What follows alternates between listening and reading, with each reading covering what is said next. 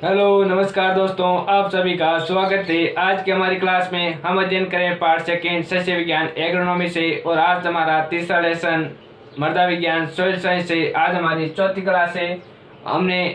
हमारा पॉइंट था मृदा की विशेषताएं, जिसमें हमने 5 विशेषताओं के बारे में अध्ययन कर लिया है। पहली मृदा कणाकार, दूसरी मृदा की संरचना, और तीसरी मृदा रंध्रावकाश, चौथी मृदा का घनत्व और पांचवी मृदा वायु। और छठी हमारी विशेषता है मृदा जल सॉइल वाटर। आज हम अध्ययन करेंगे मृदा जल या सॉइल वाटर के बारे में। तो मृदा कणों के बीच रंध्र अवकाशों में उपस्थित जल मृदा जल कहलाता है। तो मृदा कणों के बीच रंध्र अवकाशों में उपस्थित जल क्या कहलाता है? मृदा जल कहलाता है। मृदा जल का भौतिक वर्गीकरण के आधार पर 3 प्रकार हैं।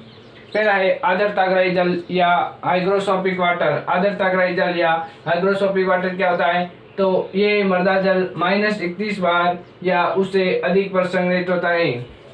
तो आर्द्रताग्राही जल ये -31 बार या उससे अधिक पर संग्रहित होता है।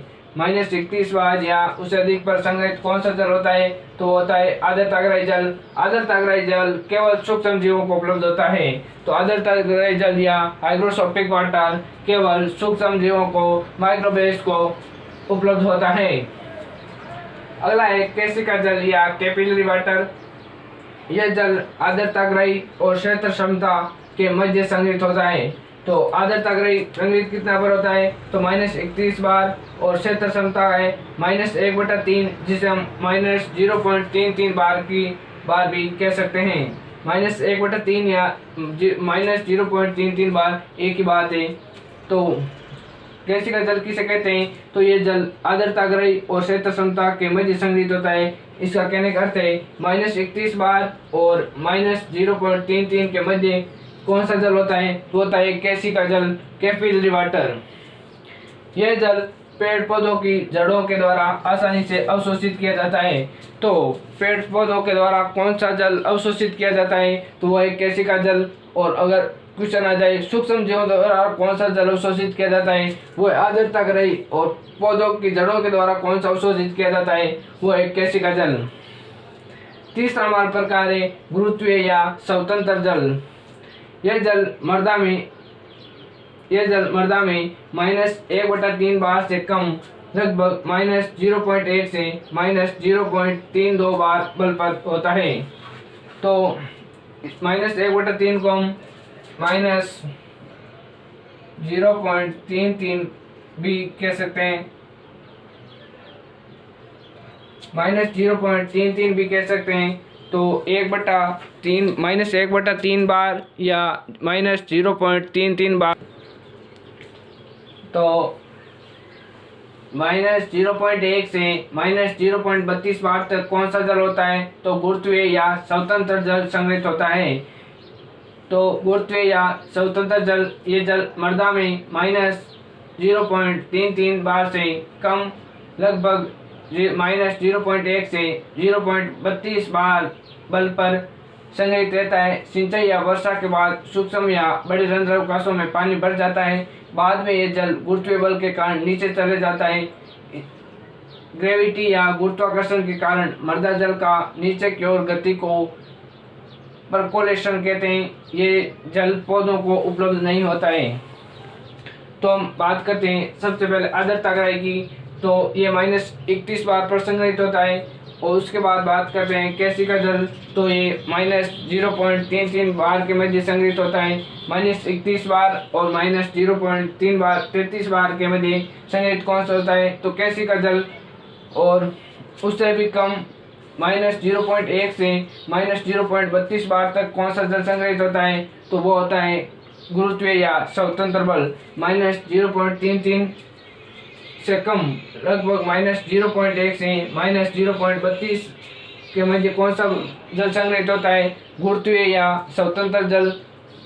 ये जल सिंचाई या वर्षा के बाद सूक्ष्म या बड़े रंध्र अवकाशों में पानी भर जाता है। और बाद में ये जल गुरुत्वीय बल के कारण नीचे चला जाता है। गुरुत्वाकर्षण या ग्रेविटी कारण मृदा जल का नीचे की ओर गति को परकोलेशन कहते हैं। यह जल पौधों को उपलब्ध नहीं होता है। तो आर्द्रताग्राही जल सूक्ष्म जीवों को उपलब्ध होता है। और केशिका जल पेड़ पौधों को प्राप्त होता है और गुरुत्व या स्वतंत्र जल किसी को प्राप्त नहीं होता है। गुरुत्वाकर्षण का कारण जमीन में चला जाता है। अगला हमारा पॉइंट है जल धारण क्षमता। मृदा द्वारा जल की अधिकतम मात्रा को जल धारण क्षमता कहते हैं। मृदा द्वारा जल की अधिकतम मात्रा को धारण करने की क्षमता जल धारण क्षमता कहलाती है। ये गुरुत्वाकर्षण बल के विरुद्ध धारित जल की अधिकतम मात्रा को प्रदर्शित करती है। वे जल जो ये भूमि है इसके ऊपर ये जल पड़ा है और ये गुरुत्वाकर्षण के विपरीत दिशा में बल लगाकर हमारी सतह पर पड़ा रहता है, वो क्या कहलाती है? तो वो मृदा की जल धारण क्षमता कहलाती है। ये गुरुत्वाकर्षण बल के विरुद्ध धारित जल की अधिकतम मात्रा को प्रदर्शित करती है। अगला पॉइंट है क्षेत्र क्षमता। क्षेत्र क्षमता पर जल दाब -1/3 बार या 0.33 बार भी कहते हैं। तो क्षेत्र क्षमता पर जल दाब -1/3 बार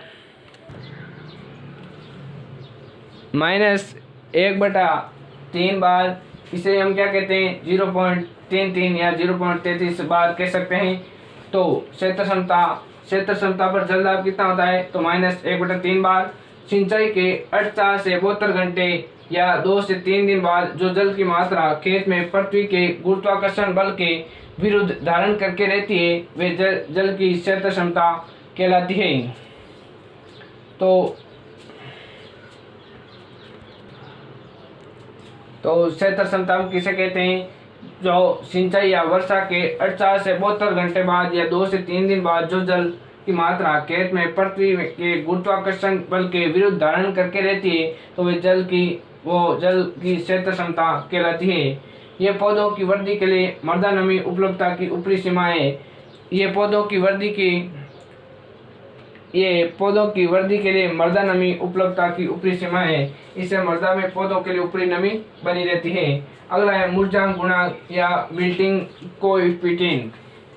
विल्टिंग या कोएफिशिएंट क्या होता है? मुरझाया हुआ पौधा पानी देने पर पुनः स्फूर्ति लाकर जीवित होने लगता है तो उसे अस्थायी म्लानी बिंदु कहा जाता है। और यदि पौधा पुनः स्फूर्ति प्राप्त करने में असमर्थ होता है तो उसे स्थायी म्लानी बिंदु कहते हैं। अस्थायी म्लानी बिंदु उसे कहते हैं जिसमें मूर्छित पौधे को वापस पानी देने पर उसमें पुनः स्फूर्ति आ जाती है तो वह अस्थायी मूल्य, और पानी देने पर भी उसे वापस स्फूर्ति नहीं आती है तो उसे स्थायी मुरझांक बिंदु या स्थायी म्लानी बिंदु कहते हैं। म्लानी बिंदु पर मृदा नमी तनाव 15 बार होता है। तो म्लानी बिंदु पर मृदा नमी तनाव कितना होता है? तो 15 बार। म्लानी बिंदु पर मृदा नमी तनाव कितना होता है? तो 15 बार। अगला है चरम मुरझांक गुणांक। इस बिंदु पर मृदा नमी तनाव 60 बार होता है। म्लानी बिंदु मृदा नमी तनाव तो कितना होता है? 15, लेकिन चरम मुरझांक गुणांक पर म्लानी बिंदु होता है 60 बार। इस पौधे जल की कमी के कारण पौधे मर जाते हैं तो 60 बार पर पौधे जल की कमी के कारण मर जाते हैं।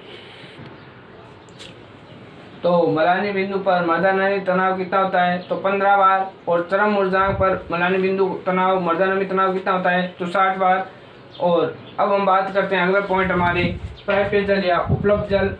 म्लानी बिंदु 15 बार व क्षेत्र क्षमता -1/3 बार के बीच उपलब्ध जल को ही प्राप्य जल कहते हैं। म्लानी बिंदु व क्षेत्र क्षमता के बीच उपलब्ध जल को क्या कहते हैं? प्राप्य जल। म्लानी बिंदु होता है 15 बार व क्षेत्र क्षमता होता है -1/3 बार, और इन दोनों के बीच उपलब्ध जल क्या कहलाता है? प्राप्य या उपलब्ध जल कहलाता है। पौधों को यह जल उपलब्ध होता है जो मृदा के सूक्ष्म रंध्रों या कोशिकाओं में पाया जाता है। तो प्राप्य या उपलब्ध जल किसे कहते हैं? जो पौधों को क्या होता है? उपलब्ध होता है या पौधों को प्राप्त होता है। अगला हमारा 7वीं विशेषता है। हमने 6ठी विशेषता मृदा जल सॉइल वाटर देखा, और हमारी मृदा की विशेषता में अंतिम है 7वीं विशेषता मृदा सूक्ष्म जीव, सॉइल माइक्रोवेस या मृदा सूक्ष्म जीव। मृदा में पाए जाने वाले सूक्ष्म जीवों की क्रियाशीलता के लिए एक निश्चित ताप की आवश्यकता होती है। तो मृदा में पाए जाने वाले सूक्ष्म जीवों की क्रियाशीलता के लिए एक निश्चित ताप, तो निश्चित ताप कितना है? लगभग 50 डिग्री फ़ारेनहाइट से 104 डिग्री फ़ारेनहाइट। की आवश्यकता होती है।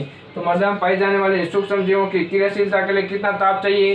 तो 50 फ़ारेनहाइट से 104 डिग्री फ़ारेनहाइट। सूक्ष्म जीवाणुओं के लिए